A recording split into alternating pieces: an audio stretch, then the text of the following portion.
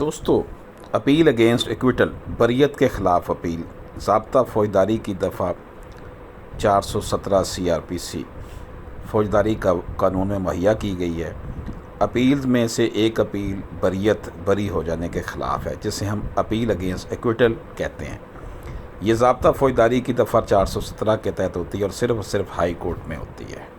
بریت کے خلاف صرف اپیل ہوتی ہے اور وہ بھی صرف ہائی کورٹ میں، اس کے علاوہ کوئی اور ریمیڈی نہیں ہے۔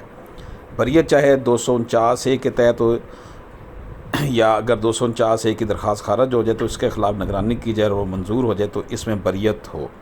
یہاں یہ ذکر کرنا ضروری ہے کہ 249A یا 265K کی درخواست اگر خارج ہو جائے تو اس کے خلاف ملزم نگرانی کرتا ہے، اور اگر منظور ہو جائے تو مدعی یا سرکار بریت کے خلاف 417 ضابطہ فوجداری کے تحت اپیل کرتا ہے، یا بریت مقدمہ کا ٹرائل مکمل ہونے کے بعد ہو، یا ملزم کو سزا ہو جائے اور وہ اپیل یا نگرانی کرے۔ اس میں یا سیشن کورٹ سے ٹرائل مکمل ہونے کے بعد بری ہوا ہو۔ ملزم کے بری ہونے کے خلاف اپیل جو ہے وہ جو ہم نے ابھی ذکر کیا ہے ان دفعات کے تحت ہوتی ہے۔ عام طور پر یہ دیکھا گیا کہ اگر 249A میں ملزم بری ہو جائے تو کچھ لوگ سیشن کورٹ میں نگرانی دائر کر دیتے ہیں، جو کہ غلط فارم ہے۔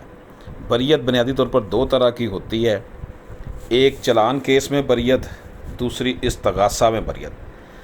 چلان کیس کی بریت کی بات اگر ہم کریں، چلان کیس میں CRPC کی دفعہ 417(1) کے تحت 417(1) سب سیکشن 1 کے تحت سرکار بھی اپیل دائر کر سکتی ہے اور اس کے لیے کوئی میعاد مقرر نہیں کی گئی، لہٰذا اس پر لمیٹیشن ایکٹ کا آرٹیکل 157 اپلائی ہوگا اور اس کی مدت 6 ماہ ہوتی ہے۔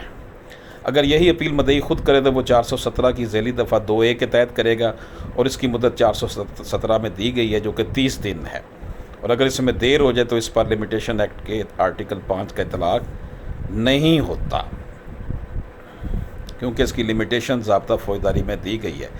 دوسری قسم کی اپیل یعنی استغاثہ میں بریت کے خلاف اپیل ہے۔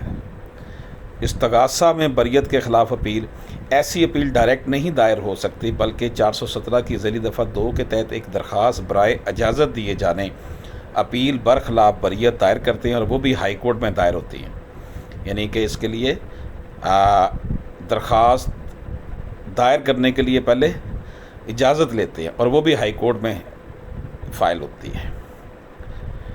اگر ہائی کورٹ اجازت دے دے تو وہ آپ کی درخواست کو اپیل میں تبدیل کر دیتی ہے، اور اس کی میعاد ضابطہ فوجداری کی دفعہ 417 میں دی گئی ہے، جو کہ 60 دن ہے، اور اس پر بھی لمیٹیشن ایکٹ کا آرٹیکل 5 اپلائی نہیں ہوتا، کیونکہ اس کی میعاد ضابطہ فوجداری میں دی گئی ہے۔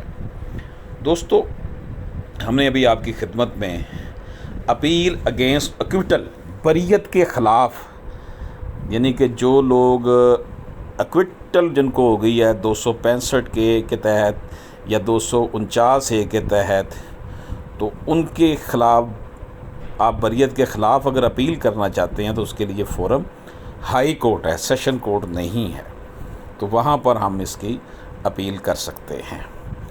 اور اس میں ہم نے آپ کو یہ بھی عرض کیا کہ چلان کیس میں بریت کا علیحدہ طریقہ کار ہے، اور استغاثہ میں اگر بریت ہوئی ہے تو اس کا علیحدہ طریقہ کار ہے۔ دوستو، آپ سے گزارش ہے کہ اگر آپ نے ابھی تک ہمارا YouTube چینل سبسکرائب نہیں کیا تو سبسکرائب فرما لیں، بیل آئیکن کو کلک کر لیں، تاکہ آپ کو جتنی بھی ہماری ویڈیو ہیں بر وقت ملتی رہیں۔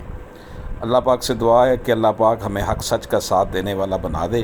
اللہ پاک ہمیں ہر قسم کے جو معاملات ہیں ان میں سچائی کا ساتھ دینے والا بنا دے۔ اللہ پاک ہم سب کا حامی ناصر ہو۔